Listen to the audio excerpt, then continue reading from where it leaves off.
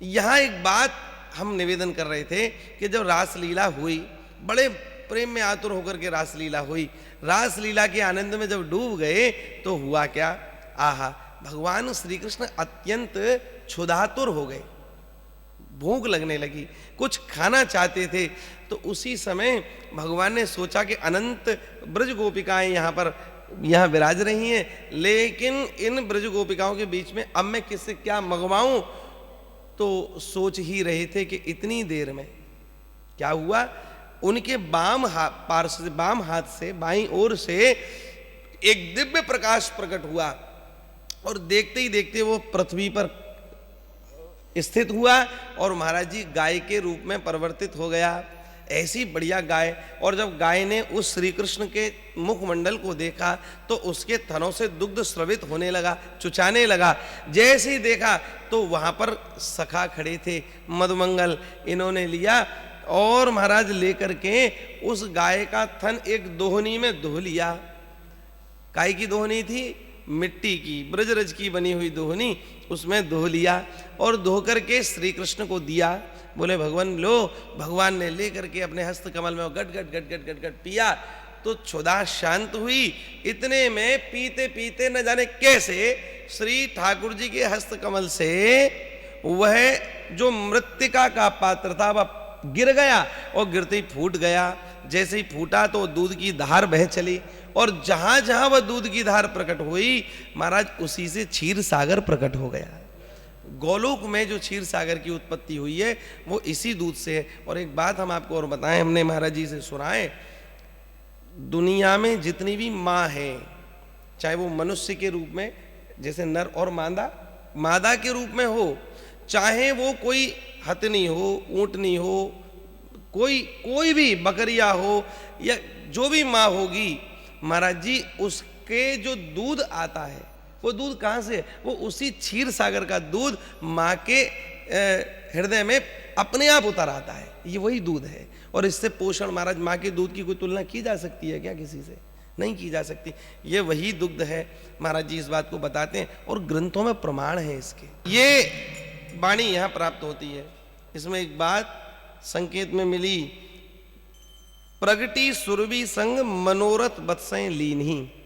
जब सुरभि मैया का प्राकट्य हुआ तो संग में मनोरथ नाम का एक बछड़ा भी संग में प्रकट हुआ और महाराज जी उस बछड़ा को देख करके गैया के थनों में से जब दूध निकला तो उसको श्री राम जी ने दोहा और दोह करके ठाकुर जी को पधराया। ठाकुर जी ने पिया, भांड फूटा तो क्षीर प्रकट हो गया। इसके बाद में क्या हुआ, जब महाराज जी वो दूध देने लगी तो भगवान ने देखा, बोले ये इस गाय के द्वारा मेरा पोषण हुआ है। किसका पोषण? साक्षात नारायण का, साक्षात परमात्मा का पोषण गाय के द्वारा हुआ है।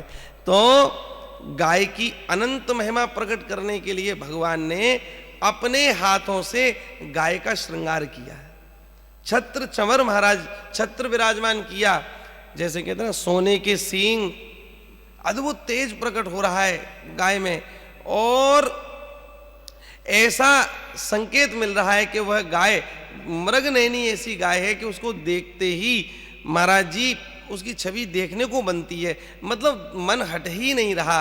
पर जब देखा तो संपूर्ण गोपिका गोपजन जो थे वहाँ प्रकट होकर के उस गाय की सेवा में लगे और जब सेवा में लगे महाराज जी तो गाय ने देखा कि ये इतनी बढ़िया मेरी सेवा हो रही है। भगवान ने स्वयं आरती करी है और 1,00,000 बार ओम सुरभ्यै नमः इसका उच्चारण किया है, लिखा है देवी भागवत के अनुसार।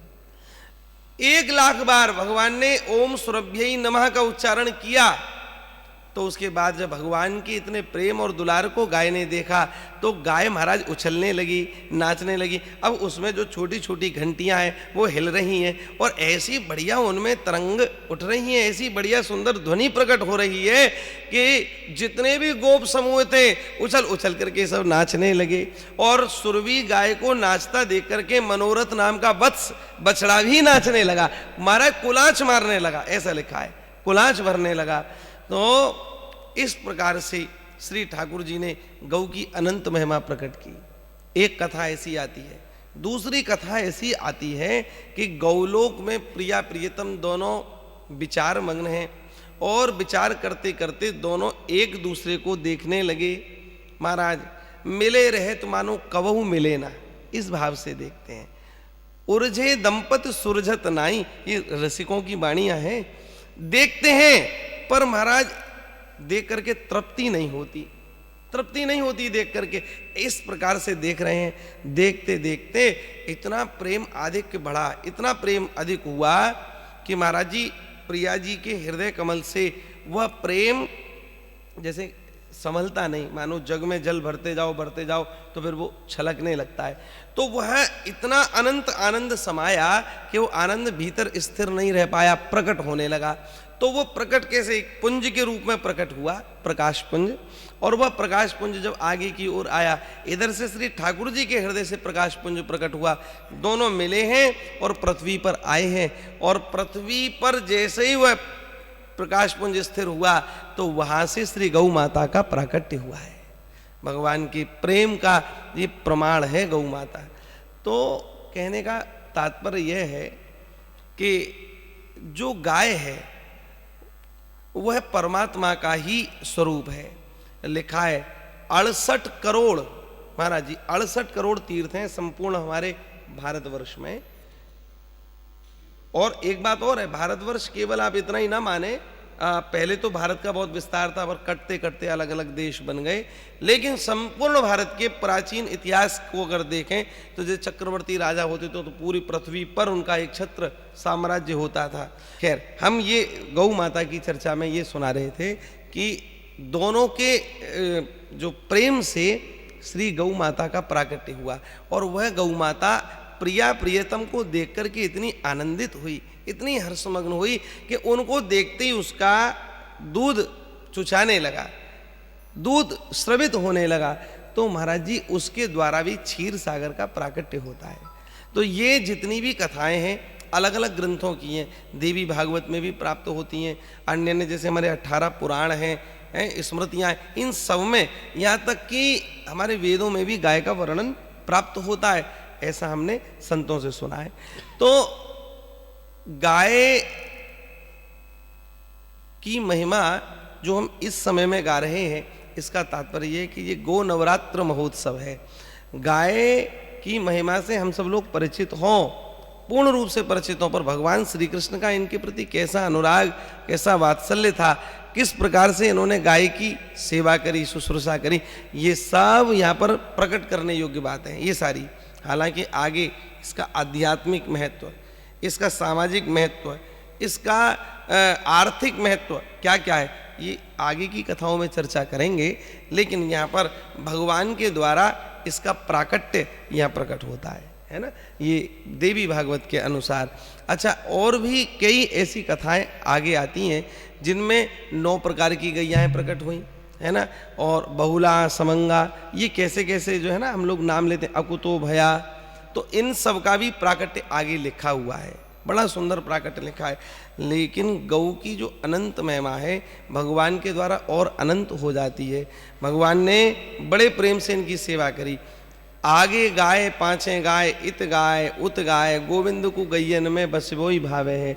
यहाँ तक लिखा है महाराज जी छीत स्वामी जी ने, बोले गैयन सो ब्रज छायो और बैकुंठ हूँ बिसरायो, बोले गैयन के हेत गिरी कर ले उठावे हैं।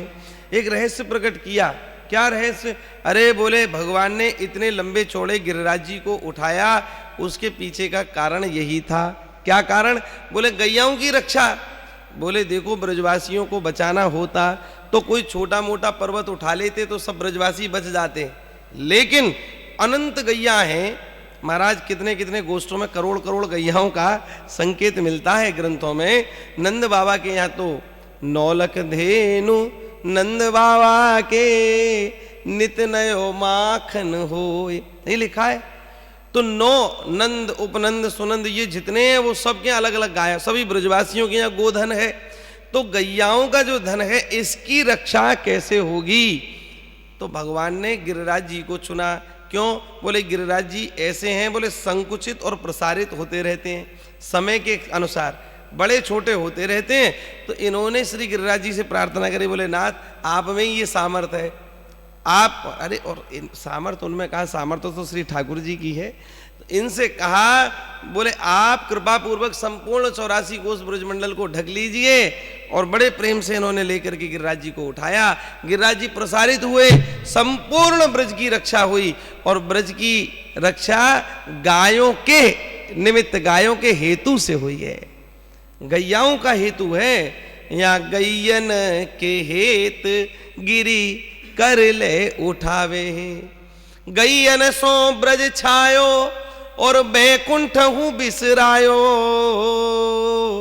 अरे गैयन के हेत गिरी कर ले उठावे, छीत स्वामी गिरधारी बिठलेश बपुधारी।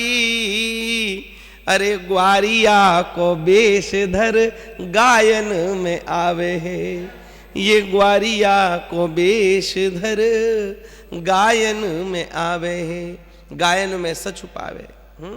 तो ऐसे श्री ठाकुर जी हैं जो गाय के द्वारा ही आनंदित हैं। और ये तो प्रसिद्ध कथा है, आप सब जानते ही हैं। जब मैया ने गौचारण में जाने के लिए कहा, बोले कन्हैया पावन में कछु पनैया तो पहन ले, बिना पनैयन के जावेगे तो कंटक लग जाएंगे, कांटे लगेंगे। लेकिन इन्होंने कहा नहीं नहीं मैया, जब हमारी गैया सबरी नंगे पावन चल रही हैं तो मैं काहे को जूती पहनूं। अरे कन्हैया यहाँ के तो मोटे खुर हैं, बोले कछु होए, हमारी तो इष्ट हैं, इसलिए हम तो ऐसे ही चलेंगे। अब देखो गैया कितनी समझदार है। महाराज जी हमारे ग्रंथों में लिखा है, सबसे सीधा प्राणी, सब पूरी सृष्टि का सबसे सीधा प्राणी गाय है। आप ढूंढ लेना खूब उठाकर, सबसे सीधा प्राणी गाय है। पर समझदार कितनी है। हमारे कारण हमारे कन्हैया ने, हमारे श्री कृष्ण ने जूतियां स्वीकार नहीं करी, कहीं इनके पावन में कांटे ना लग जाएं। तो क्या किया, गाय गाय आगे आगे बछड़ा चल रहे हैं, फिर पीछे गाय चल रही हैं, उनके पीछे श्री कृष्णचंद्र, उनके पीछे ग्वाल मंडली चल रही है, चराते हुए चल रहे हैं ना। तो क्या देख रहे हैं, बोले गैया जानबूझ करके देखती हैं कि आगे सड़क पर जो रास्ते में क्या आ रहा है, कोई मिट्टी का डेला। हाँ, हमारे श्याम सुंदर के पाम छोटे छोटे से हैं, 7 वर्ष के कन्हैया हैं, और कैसे इसको सहन करेंगे। तो ऐसा पहली लात मारती हैं कि महाराज चूरन बन जाता है उनका। और जितनी भी गाय पीछे से चल रही हैं वो महाराज अपने खुरों से उसको दबा देती हैं, और दब करके जितने भी कंकड़ पत्थर इत्यादि हैं वो सभी महाराज गुदगुदे गद्दा की तरह बन जाते हैं, और उस पर श्री कृष्ण चलते हैं, उस पर चलते हैं श्री कृष्ण। तो ऐसा भाव हमारे रसिकाचार्यों ने दिया है। तो गैयाओं से कितना प्रेम है इनका यहाँ पर प्रकट हुआ। तो आज समय पूर्ण हो गया।